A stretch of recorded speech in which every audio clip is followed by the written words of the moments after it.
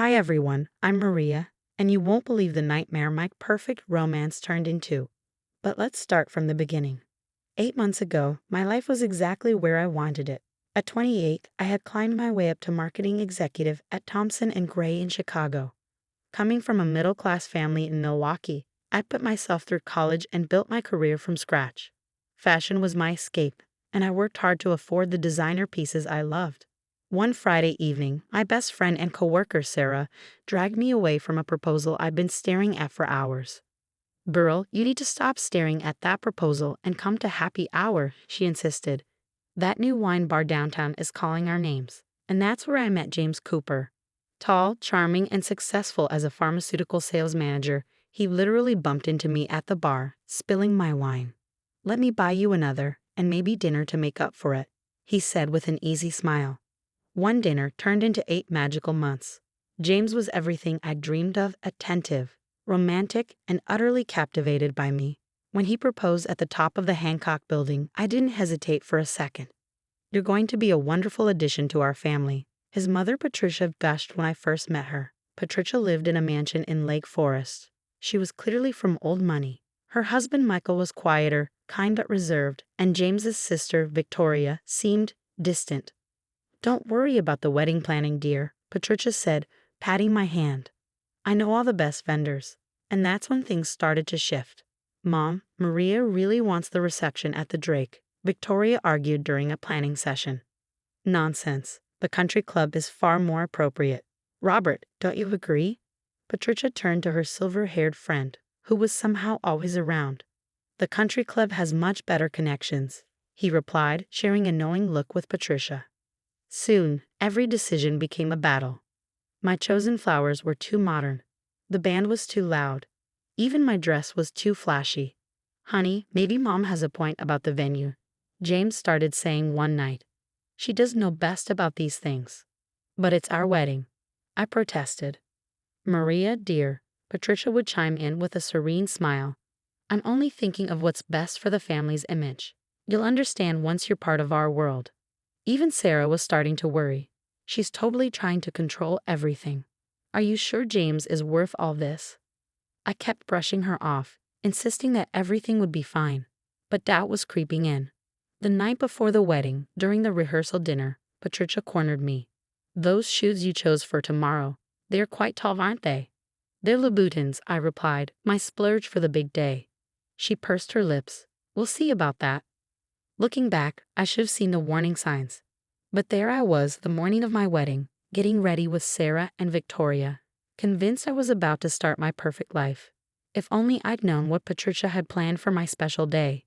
Just before the ceremony, Patricia pulled James aside, speaking loud enough for everyone to hear. "Darling, have you seen the shoes Maria is wearing? She'll tower over you in all the photos." "Mom, it's fine," James started. "It's absolutely not fine.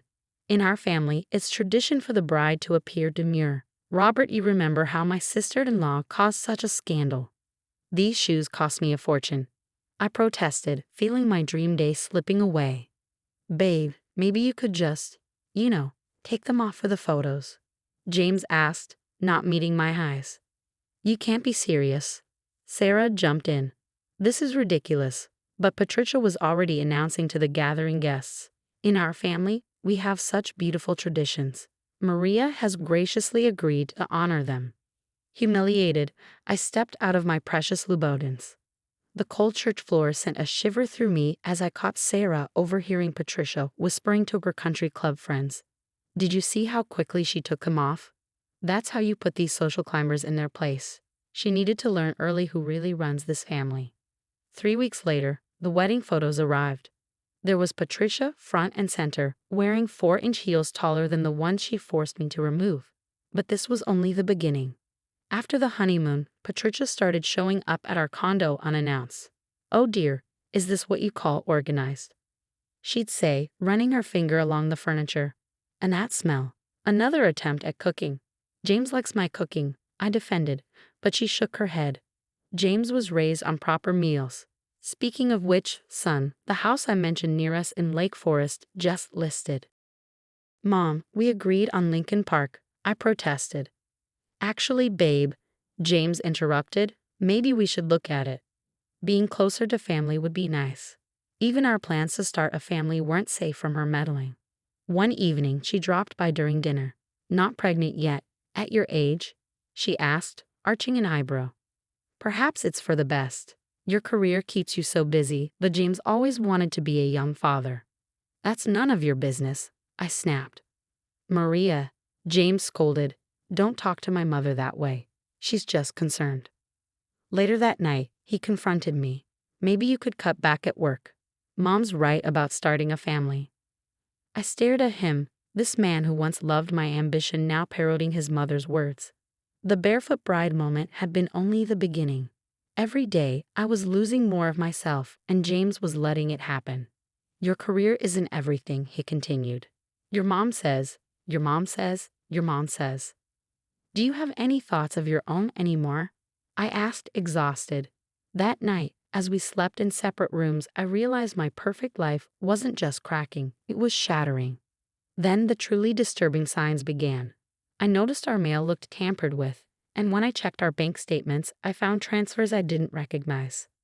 Hey, did you move money from our joint account? I asked James over breakfast. Oh yeah, Mom suggested some investments. Don't worry about it. Don't worry about it, it's our money. Why does she even know our account details? I've always kept her on my old accounts. She's great with finances. That same day, my boss called me into his office. Maria, we received some concerning calls about you. Someone suggested you're planning to leave for a competitor. My blood ran cold. Who? Who said that? They wouldn't identify themselves, but they seemed to know a lot about you. At lunch, Sarah dropped another bombshell. Girl, you need to know. Patricia's been telling everyone at the country club that you're unstable and struggling with the demands of being a Cooper. I was shaking with rage when Victoria unexpectedly showed up at my office. I can't watch this happen again, she said, looking nervous. You're not the first, you know. James was engaged before, to a girl named Rachel. What? He never mentioned her. Mom made sure he'd forget. Rachel was too independent, too career-focused. Sound familiar? Mom started with small things, criticizing her choices, monitoring her movements. By the end, Rachel was a mess. She left James a week before the wedding. That night, James and I had our biggest fight yet. Your mother is destroying our lives, I shouted. You're being paranoid. Mom would never. She's reading our mail, spreading rumors, calling my work. See, this is exactly what I mean. You're imagining things. Maybe you should talk to someone. Then came the final straw. Patricia and Robert showed up for dinner uninvited, as usual. I've been telling James about this amazing investment opportunity. Rob smiled. Guaranteed 40% returns. We're putting in most of our savings, James announced proudly. Mom's friend Robert knows his stuff. Late that night, I called Sarah. I need help investigating Robert. Something feels off. 2 days of digging, and Sarah called me back. Maria, this guy had 3 companies shut down for suspicious activity. There are forum posts warning about his investment schemes. I need to get out before it all explodes. Help me plan. Already on it. I've documented everything, the mail tampering, the unauthorized account access, the workplace harassment. My cousin's a lawyer, and my spare room is yours whenever you need it. Looking at my perfect husband, sleeping peacefully beside me, I realized he was just another puppet in Patricia's show, and I refused to be part of the performance any longer. While secretly packing my life into storage, the news broke like a tsunami. Robert was arrested, his investment firm exposed as a massive Ponzi scheme. Our savings, along with millions from other investors, had vanished. Mom, how could you let this happen? James screamed into the phone. That was all our money. How was I supposed to know? Patricia wailed. I lost everything too. But the money was just the beginning. As investigators dug deeper, they uncovered Robert's connection to numerous fraudulent schemes, and Patricia's name kept popping up in the documents. Did you know she was getting kickbacks for bringing in new investors? Victoria revealed. She's been doing this for years at the country club. The social fallout was spectacular.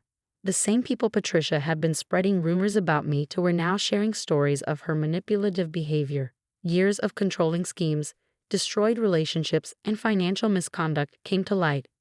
Your mother didn't just destroy our marriage, I told James, packing the last of my things. She destroyed your whole life, and you let her.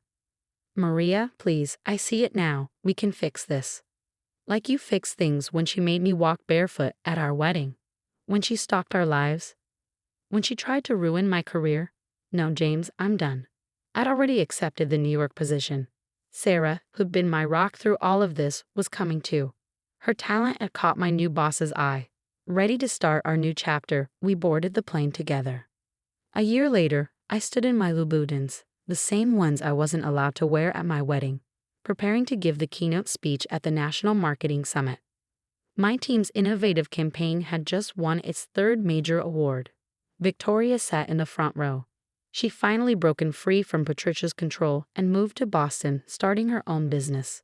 We'd grown closer than ever. Through the industry grapevine, I'd heard that James and Patricia were facing bankruptcy proceedings. Their reputation in Chicago was ruined.